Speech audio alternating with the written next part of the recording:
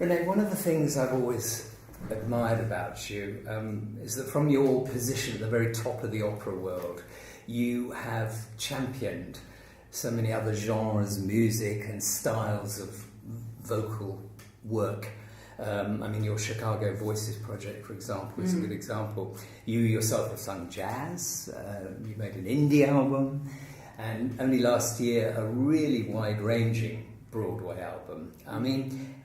Do you think audiences across the board are finally embracing diversity in music? Because those pigeonholes are hard to break down, aren't they?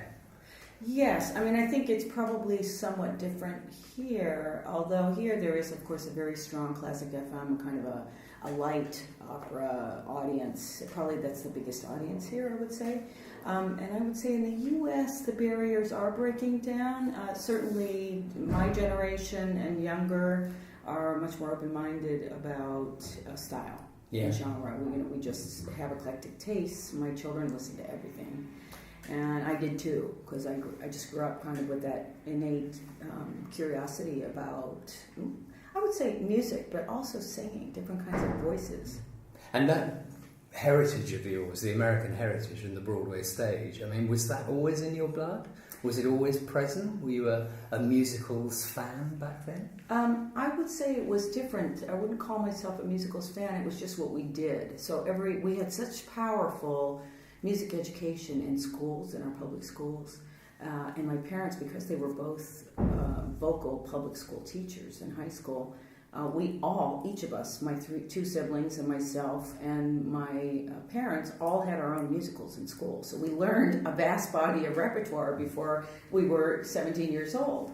And that was just what one did. And so I did perform a wide variety of music. And then, of course, when I went to college, I discovered jazz and really became passionate about that. So, I would say I've tried a lot of different things. We're here in deepest Clapham, where rehearsals are well underway for the London premiere of Adam Gettle and Craig Lucas's The Light in the Piazza. When did the piece first cross your radar? Because I know it crossed mine. I heard it actually in Lincoln Center and during the first episode with Victoria Clark, an extraordinary Kelly O'Hara, an incredible cast, and loved it immediately. It's just an interesting story that's extremely well told, and the music is rapturous. It is, isn't it? I remember hearing demos way back of it when I did a long interview with Adam for a radio show. And at one point he started playing the prelude on the piano and casually said, by the way, this is my grandfather's piano, Richard Rogers' piano, which completely floored me. I had to go down my knees at that point. Yeah, exactly. But in music theatre, it's a very fine line between musicals and opera. I personally hate making a distinction at all. It's all music theatre. But Light in the Piazza is that most refined of hybrids, isn't it? It's sort of... it gravitates between the two worlds. Even vocally, there are characters in the show who have to be operatically trained because of the range, the requirements of the writing, and those that don't, that can be in between. I do think it is a perfect bridge. And in fact, I was told recently that it was initially commissioned by Lyric Opera of Chicago, that somehow then got switched to Lincoln Center, and then it became a kind of a different animal. But it was still in Lincoln Center and not on Broadway proper. So it definitely is a refined work. And there are lots of pieces like that.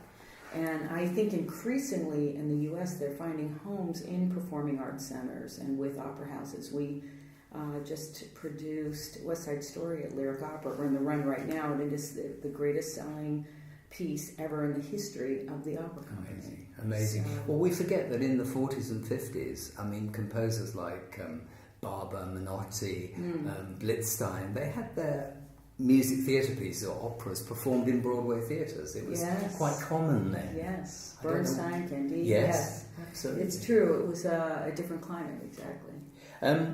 Now, Gettle, too many contemporary operas and musicals, to my mind, sound generic.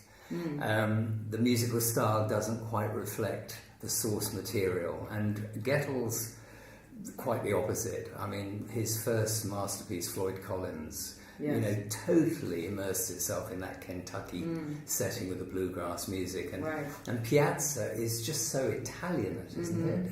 It is.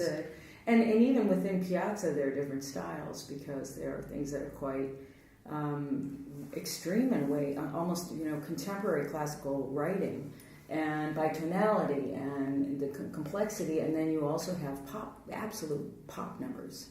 So there's a wide variety of styles within this piece. And there's that terrifying sequence where she's trying to find the address, the daughter Clara, and the direction she's going through them, and she keeps seeing these sinister figures. It's a kind of "don't look now" moment, isn't it? Really? Yes, it's a very that's an extreme scene, and the one we just rehearsed is also somewhat extreme, where she's having a temper tantrum. She has more of the challenging writing. The writing for my character is evocative and wonderful, but it's not that. There's no hysteria in her writing. So what I love about this character really is the fact that she's a mother, that she is dealt a very complicated hand, and that she has to sort it out herself in Italy alone. And for the time, for 1953, it is quite an extraordinary story. Yeah, because without giving out spoilers, her own marriage is in trouble. Yes. And there's a generational element to this, isn't there? Because she's looking at her daughter and this innocence. Right. Innocence for different reasons. Yeah.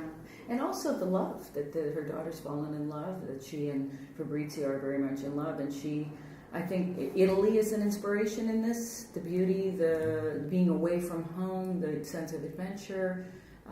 Italy's a very important character in a way, in the protagonist in the piece. So there's possibility everywhere, and it's how she figures out how to kind of manipulate the situation, and how she discovers what the situation really is so interesting. You rarely find characters for lyric soprano voice and opera that have this much complexity. I think that's why, certainly in New York, it did so well. Word of mouth was so strong on this piece. I saw it twice in New York, and I was moved to tears both times, because you do go on this journey with Margaret, and you do feel all her confusions and agonizing decisions about, to let this vulnerable girl go or not. And Craig Lucas has done such a spectacular job with the book, because it's very concise, but it's clear. And he manages, with humor and by, in very short scenes, to invest an enormous amount of material in them and make it so the audience can come along on this journey. So he's done a masterful job. It's just really a jewel of a piece. There's an extraordinary song at the fulcrum of the piece, Dividing Day. Yes. Which kind of underlines her marital issues. Right. Yes.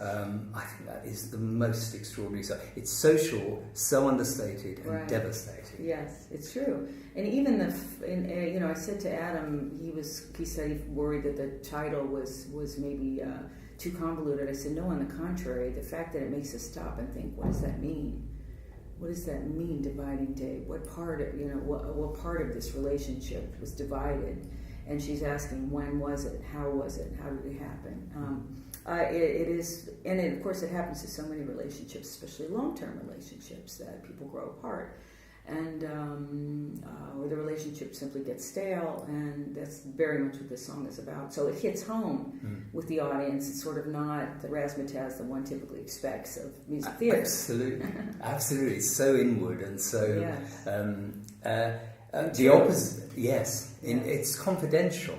Right. It's like we're kind of, we're listening, but we almost shouldn't be. Yes, exactly. It's personal. The opposite of that is the 11 o'clock number, Fable, which opens your Broadway album, of course, and that's a truly great climacteric in the piece, and it's a Niagara of emotional release. Yes. And that really is an operatic moment, is it not? And well, it's the culmination of her whole journey with her daughter, and what is love, what is a fable, what is true love mean, and it kind of answers all of those questions. This fairy tale that we set up, and if we have those moments, which harkens to the light in the Piazza, if we have those moments of joy and of discovery, and find someone who we feel that way about even for a moment, then we should grasp it. It's quite beautiful. That's where we all go. We all choke up, because it is extraordinary. Are there vocal adjustments to be made? Because obviously with the book and with the style of the piece, there is a kind of it's I say a more confidential tone to it in some respects. There's more intimate scenes. So from your point of view, someone who's used to the operatic stage and no amplification and all that stuff, are there vocal adjustments to be made or not at all? Well, it's interesting because Adam wrote the piece, I think, without really worrying too much about range. So, so there are some very challenging parts for all of the roles, really. And my part, the part of the role of Margaret Johnson, sits a bit low for me. Actually, here and there, quite low, just in terms of tessitura. But then, even within those numbers, it still goes up through the passaggio and above. And so, it's an interesting challenge because you can't weight the sound too much in the bottom. I mean, I live in my repertoire about a fifth higher than that. And in all the ensembles, I said, let me take the high pitches in that because I want to keep my range fully extended. So it is, but because it's intimate, you can't also force or try to push and make a lot of sound. You want to stylistically be correct. So this is where the beautiful microphone comes in. We allow the microphone to do the heavy lifting of really all of this music, and also to blend it. I mean, it's a completely different world now, and we see a lot that's homogenized now, where sound is kind of flat all the way across. It's got to be kind of evenly loud. This piece isn't that. This piece has a lot of variety in it. So it needs very careful sound design. Yes. I mean, there is a rule which says you can only get out of the microphone what you put into it, but the advantages in music theatre is surely the fact that you can be so intimate. Yes. Those key moments. Absolutely. And then it's truer in a way, and really appropriate for the style. There is, regarding style, an almost improvisatory feel to some of the writing. I mean, Adam, I always say, I think loves to journey more than to arrive. Yes. And there's that spinning quality of his lyricism. Yes. That must lend itself to your kind of voice, even if you have to make those adjustments, even if it is on the low side. Well, and it's remarkable, the cultivation of what he's written, the number of modulations and things going to places you don't expect them to go, harmonically speaking. It's a very cultivated writing. I'm so impressed with his work, actually. And Craig, I mean, really, the two of them, what they created is something very special. And also, Adam as a lyricist is interesting because it's not exactly the same voice as Craig's voice, but they're complementary. They're very complementary. That's the trick in book song musicals, isn't it? If there is a divide or a jar between the dialogue and the song, you're in real trouble. Well, and it's so foreign to me, the fact that the book is separate from the score. Every time I've done a project like this, I have failed to somehow understand that I needed to get a hold of the book to really know what I was looking at. And this is no exception, but I'm really glad I took this on. It's a huge challenge, but it's very rewarding. It's serendipity, really, that you just played Nettie Fowler on Broadway in Carousel, in Adam's grandfather's masterpiece, I think. Yes. And you were baptised into the rigorous 8 shows a week routine. Tough, is it? Yes. After, yes, I would say. I would say it's not for the faint of heart, or you have to work very hard to be on Broadway. And the piece I just did with Ben Wishaw at the Shed at the end of Hudson Yards was a very different animal. Working with Katie Mitchell was so exciting. And Paul Clark created a beautiful score for that. And I learned that was a great preparation for this, actually, because having to share the stage in a theatrical musical piece with Ben Whishaw was, for me, an enormous gift, because it enabled me to sort of imagine what it would be like to have to own the stage with words only, which is what this is, in a way. So I've kind of enjoyed these adventures because I learned so much. Are we going to see that Katie Mitchell, that piece? I hope it will come to London. I think it would be a terrific audience. I was reading for about it. It sounded fascinating. It's very complex. I mean, the text, it's poetry. It was a stage poem, really. And then in the middle of doing all of this, I've been getting together with Evgeny Kissin, managing our program for next season, because we're touring everywhere next season together in an all-classical program of Liszt and Debussy and just really beautiful music du Parc. It's going to be fun. Mostly new things for me. This diversification into all the branches of what we know and love as music for you that's where you're really rising to challenges. It's all music. And music therapy, I know, is dear to your heart at the moment, and we all know that music has a healing quality. It's those of us that feel passionately about it, but it's really only now being discovered how powerful those qualities are to heal and to self. Is that something you're going to go on? This has been a fascinating journey also, because this world of where the brain and neuroscience and music connect is incredibly powerful for childhood development, for certainly for various therapies for Alzheimer's, autism, Parkinson's, and on. There are about 50.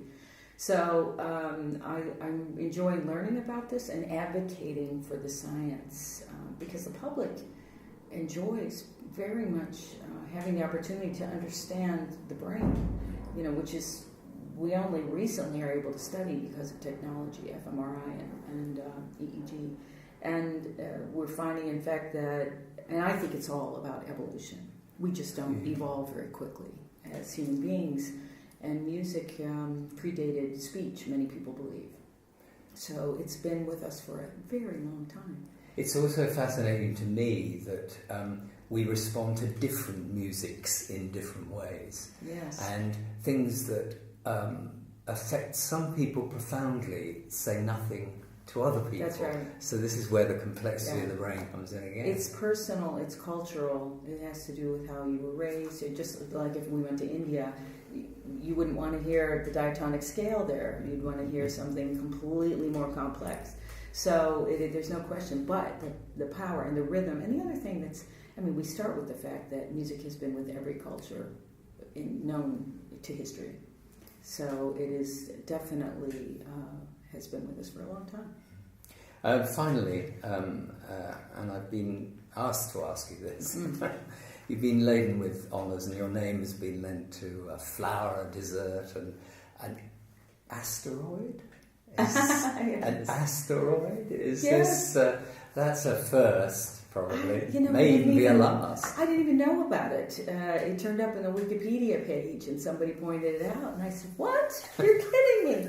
You've made it when? Yes. Exactly. That's not a compliment, that's a cosmic compliment. That's right, exactly. No, I'm very, I was incredibly honored by that.